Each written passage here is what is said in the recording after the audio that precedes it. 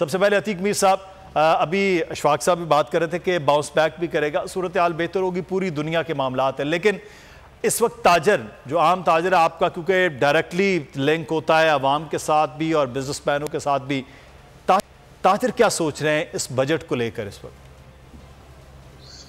देखिए,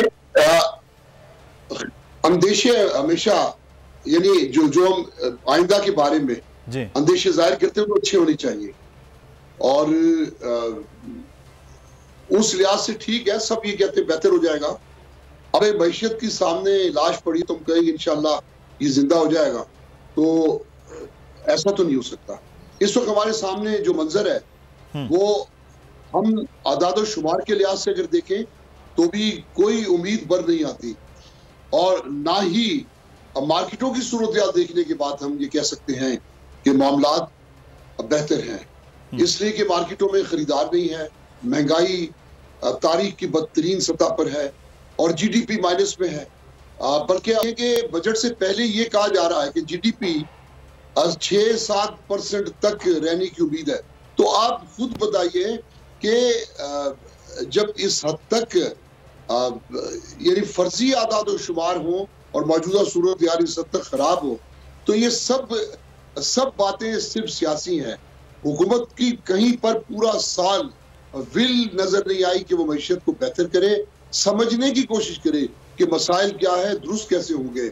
आज जब IMF ने भी हरी झंडी दिखा दी, दोस्त ममालिक भी कर्ज देने को तैयार नहीं है, अब भीख में भी कोई कुछ नहीं दे रहा, महसूलात भी पिछले अहदाफ पूरे नहीं हुए, आइंदा भी पूरे होते नजर नहीं आते।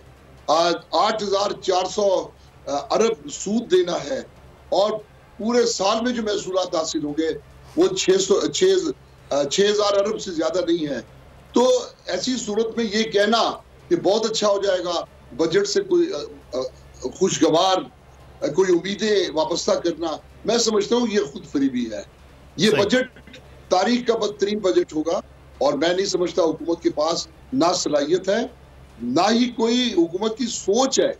वो खुद भी समझते हैं कि इंतखाबात तक हम बैठे हैं, फिर आने वाला जाने, बजट के मुज़मिरात जाने।